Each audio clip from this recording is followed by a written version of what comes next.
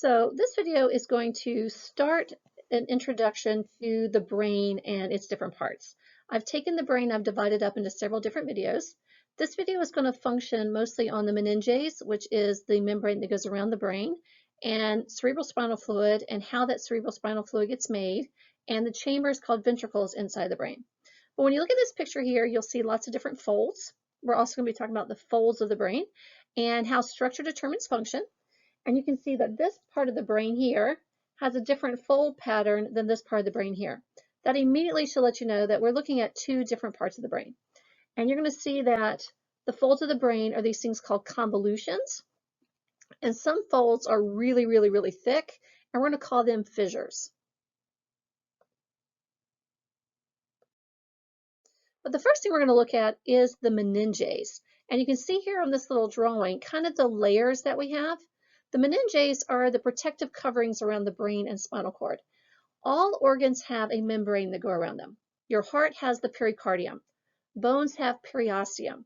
Your lungs have pleura. Your kidneys have capsules. In the case of your brain and spinal cord, we have a meninges. Now, every organ in your body has membranes that go around them, and these membranes are made from epithelial tissue. And you will always have at least two layers. The outermost layer is called the parietal layer, and the innermost layer is called the visceral layer. But in the case of your meninges, because your brain and spinal cord are so important, they actually have three layers. And that's what you're seeing here. You can see that the skin is the first layer, and then you'll see the peritoneum, or excuse me, the periosteum, which is the membrane around the bone. And then under the bone, you'll see the dura mater, the arachnoid, and the pia mater. Those are the three layers of the meninges, and then the brain. So we also, anytime you have layers, you're going to have a liquid in between them. That liquid helps reduce friction. That liquid helps make sure that the membranes don't stick together. And since the liquid does circulate, it also helps carry nutrients and take waste products away from these membranes. Epithelial tissue is avascular, meaning it does not have blood vessels going to it in order to take it nutrients. So every membrane is made from epithelial tissue. And since the membranes have at least two layers, there will always be a fluid in between them. And that fluid does circulate, and it helps carry nutrients to the avascular membranes, as well as take away waste products. In the case of the brain and spinal cord, this fluid is called cerebral spinal fluid. You'll hear me call it CBSF. And like I mentioned, we do have these three layers. We have the dura mater, the arachnoid mater, and the pia mater. And so you can see over here the three layers, and there would be a liquid between each of these layers. The dura mater is the outermost layer. So if you touch a brain, this would be the layer that you're touching. So that would be the parietal layer. The innermost layer is the pia mater, which would be the, like I said, the innermost layer. And then in the case of arachnoids, if you think of the term arachnoid, you think of spiders. Well, the reason that this layer is called the arachnoid layer is because it looks like a spider web. It's got all this reticular fibers in order to filter the cerebral spinal fluid. So you have a layer called the dura mater, you have a layer called the pia mater, and then you have a layer like a spider web in between called the arachnoid layer. Now, above the arachnoid layer, you would have water or cerebral spinal fluid, and below this layer, you would have water or cerebral spinal fluid. And so as the cerebral spinal fluid passes back and forth through the arachnoid layer, which is made from reticular tissue, which acts like a spider web, is going to trap things. This is one of the ways that allows us to filter the cerebral spinal fluid as it circulates throughout these different layers. Now, some of you have heard of meningitis before. Meningitis is when these membranes are damaged. It can be a viral infection, it can be a bacterial infection. But what happens is, if these membranes begin to swell, remember your bone can't stretch. So as membranes swell, they're going to push downward, and when they push downward, they're going to push on the brain, and that can cause brain damage.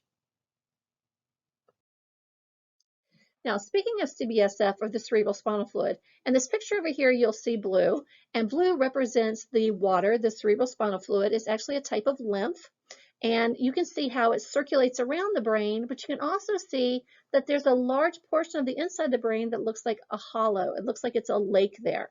Well, in the case of CBSF, which is cerebral spinal fluid, it is made by this star that's right here in the center. That star is called the choroid plexus. The choroid plexus is a special type of capillaries. When capillaries are under high amounts of pressure, think of them as water balloons. Well, you know, if water balloons keep swelling and keep swelling, they will pop. Well, we don't want our capillaries to pop. So when our capillaries have too much pressure, it would be like having a water balloon that water just kind of slowly leaks out of so it doesn't pop. That's what forms lymph. Well, in the case of your choroid plexus, it allows this lymph to come out. And that is what makes up our cerebral spinal fluid. Now, because it is a form of lymph that circulates through the ventricles and the brain, and it's going to go between the meninges, it's going to help carry nutrients, it's going to help carry waste products away, and it's going to also help cushion and protect our brain and our spinal cord. Now, as cerebral spinal fluid circulates, you can see here from the arrows, it will circulate around your brain, and eventually it will make your way down. Okay? Well, along the way, it's going to have to drain. It's going to have to leave the brain cavity and start to go down into your spinal cord. Well, in fetuses or infants, if the cerebral spinal fluid is not allowed to drain from the skull properly, remember when you're first born, your skull is not sutured. It's not hard bone. You have soft spots of cartilage. And that is so your skull can stretch as your brain grows. Well, in the case of hydrocephalus, which means waterhead, in this case, these children, usually as a fetus, something is blocking the cerebral spinal fluid. So it's not allowed to drain like it's supposed to. And that can cause their skulls, their brains to swell, which causes their heads to swell, which gives them this very abnormally large skull. This is a trait that's very common in certain types of dwarfism, particularly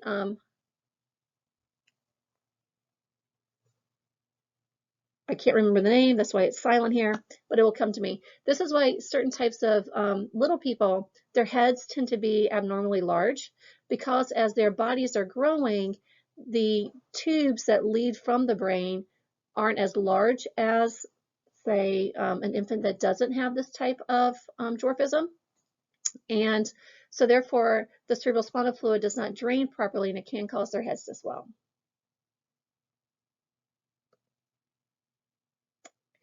Now, you might have heard of something called a spinal tap. Well, a spinal tap is a lumbar puncture. In this case, the doctor will go in and actually take samples of your cerebral spinal fluid. If there's ever been a case where you are just really sick and the doctors can't figure out what it is, you have high fevers or headaches, sometimes they'll call for a spinal tap or a lumbar puncture, because since this fluid does circulate around the brain, it's going to pick up trash particles. And so if there's any pathogens like viruses or bacteria, they'll show up in the cerebral spinal fluid. Or if there is something called a brain bleed, the blood can also leak into the cerebral spinal fluid and it can be picked up in their test. Now, just like a water balloon has to be able to swell, or you have to have a chamber to collect this water, as cerebral spinal fluid gets made, we have to have a place for it to go. Because if you'll notice, the choroid plexus is kind of located almost right in the middle of your brain. And so that's where the liquid is going to come out. So it's like you have a sink, there's got to be a place for that liquid to go. Because you guys know water pressure can cause damage. So your brain actually has chambers in them, and these chambers are called your ventricles. And in this drawing here is this part that is in blue. And the ventricles are basically hollow chambers that allow for the cerebral spinal fluid to collect as it's being made. Because the cerebral spinal fluid is made inside of your brain, and so it has to work its way out, because remember, the cerebral spinal fluid is going to go around the outside through the membranes. It's going to go down your spinal cord. So it has to have a place to kind of flow until it can work its way outside. They're all connected to each other, just like a series of tubes drains into another series of tubes, which drains into another series of tubes. And the choroid plexus is located right in the middle of between two chambers. And these two chambers are called your lateral ventricles. Remember, lateral means side. So if you're looking at the front of the brain, so it's like you're looking at yourself in the mirror, right here would be the choroid plexus. And then you would have a lateral chamber here and a lateral chamber here. Kind of looks like a Death Star, a Death Wing fighter from Star Wars. Well, in the case of the lateral ventricle, you have a right lateral ventricle and a left lateral ventricle. Think of these kind of as your sinks. And the cerebrospinal fluid, or excuse me, the choroid plexus is like a leaky faucet. So the cerebrospinal fluid just kind of drips out and it collects in one of these two sinks. And then from there, it will flow down into the third ventricle. So imagine having two tubes that then join and go into what's called the third ventricle. And then from the third ventricle, you'll go down something called the cerebral aqueduct. And in the case of the cerebral aqueduct, you guys know an aqueduct was built by the Romans. It allowed for the passage of water. Well, that's what your cerebral aqueduct does. And the cerebral aqueduct then flows into the fourth ventricle. And you can see over here where the fourth ventricle is found. And then eventually, the cerebrospinal fluid will make its way out of your actual brain tissue in order to begin circulating around your brain and your spinal cord.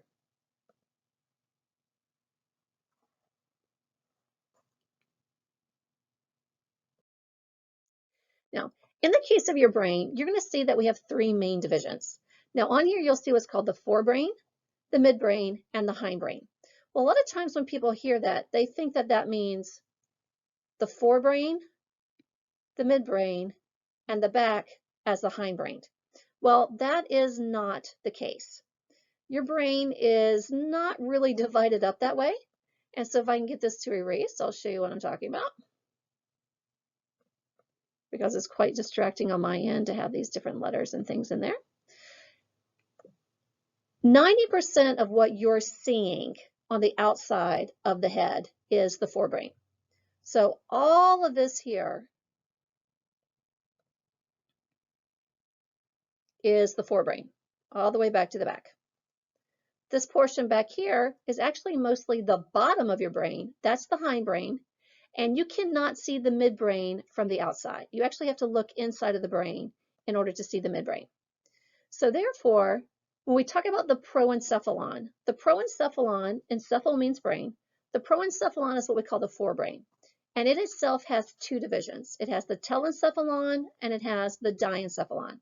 Now the telencephalon is pretty much everything you're seeing in this picture. It is the largest portion of your brain. It is the cerebrum. And the diencephalon you cannot see on the outside, but di means two, and it's made up of two sections of the brain called the thalamus and the hypothalamus. The mesencephalon is the midbrain. You cannot see it from the outside. It is on the inside, and it tends to be full of these things called ganglion, like ganglion. Ganglions are clusters of nerves, and we have something called the corpora, that word there, which I can never say, so I call it the core quad, and something called a peduncle. And then the hindbrain is actually mostly on the bottom of the brain. This makes up the cerebellum, the medulla oblongata, and the pons. And in other videos, I will talk about each of these divisions. I have a video pretty much just on the telencephalon by itself. It's the cerebrum. It's the largest part of the brain. It has most of your involuntary functions, and so that's a video all by itself. And then I have another video that is the midbrain and the hindbrain together. So like I mentioned in this picture here, in the case of your forebrain, which is called the proencephalon, that is all of this here. Okay. And it's actually mostly your telencephalon, which is your cerebrum. This portion back here is your rhombencephalon, or your hindbrain, which is your cerebellum, your medulla, and your pons. Now, we've got several folds that are real important when we talk about your brain. So we're going to look at the folds. Like I mentioned, the cerebrum is the largest part of your brain. And it is, you guys know, you have like what we call the left side and the right side, because it's almost divided completely in half into these two hemispheres, each of which are divided into lobes. Now, you can see, again, all these different folds. When we talk about folds in the brain, these folds are called convolutions. And you can see how this portion of the brain has a different folding pattern than that portion of the brain. Well, structure determines function, so if they have different folds, they have different jobs. They're two different parts of the brain. This part here is the cerebrum. It controls most of our involuntary functions. And this portion down here is the cerebellum. It controls most of our voluntary functions. Well, in the case of the folds, or what we call convolutions, there's different parts to them. This part right here, this here, like the bulges on the brain, this is called a gyrus. If you were to stick your finger down inside of the fold, like right here, the fold itself is called a sulcus. So when you have folds, you know they go up and down, up and down. Well, this top part here is called the gyrus, and the actual fold is called the sulcus. Well, all of these together form what we call your convolutions. And with the convolutions or your folds, again, they're going to help increase surface area. That's going to allow us to hold more neurons. It's going to allow us to, have more nerves. And since there are different folding patterns, you know that the cerebellum has a different folding pattern than the cerebrum. So you know that they are two different parts of the brain. Now, in the case of the sulci also help separate the brain into different parts. So for example, this part right here is your frontal lobe. That's where your frontal bone is. And this part right here is called your parietal bone. And if you'll notice, there is this fold right here. That fold is called the central sulcus. That's what separates your frontal lobe from your parietal lobe. Now, some folds are really deep, and they're deep enough that they almost cut the brain into pieces, like this fold right here. This fold separates your temporal lobe from the frontal lobe and the parietal lobe.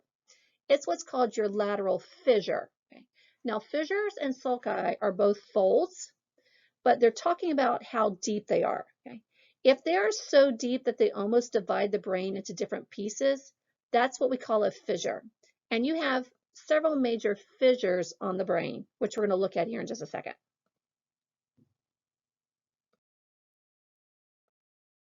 So like I mentioned, we have this thing called a gyrus or a gyri. Those are the bumps. And then a sulcus, plural for a sulcus, that's the actual fold, that's the actual groove. And like I mentioned, the central sulcus is one of the major folds that we have in our brain. And I also mentioned fissures, which are really, really, really, really deep folds, and they almost divide the brain into different pieces. Well, I mentioned the lateral fissure, which is this fissure right here. And that fissure helps divide the temporal lobe from the frontal lobe and the parietal lobe. Well, we also have a major fissure that divides right here, the cerebrum from the cerebellum. And you're going to see here in a second, it's what I call the TC. You also have another major fold that goes all the way across the top of your brain, just like if you were to follow your hair part. That fissure is so deep, it divides our brain into basically two halves. We have a left side of the brain and we have a right side of the brain. You're going to see that that's called the flux cerebri. And we also have another fold back here that's so deep that it almost divides the cerebellum into two parts.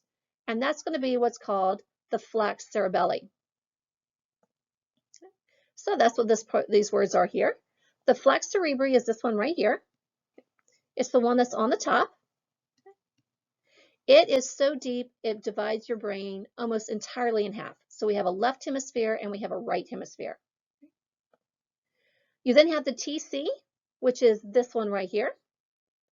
That's the one that separates the cerebellum from the cerebrum. And then the flux cerebelli is the one that is in the back that almost divides your cerebellum into two different parts. Now, when I was learning this, I learned it as the flax, F-L-A-X. You'll also see these spelled F-A-L-X. Same thing. So as you can see in this picture, this line here is pointing to a gyrus. This line here is pointing to a sulcus. And this line here is pointing to an example of a fissure. As you can see here in our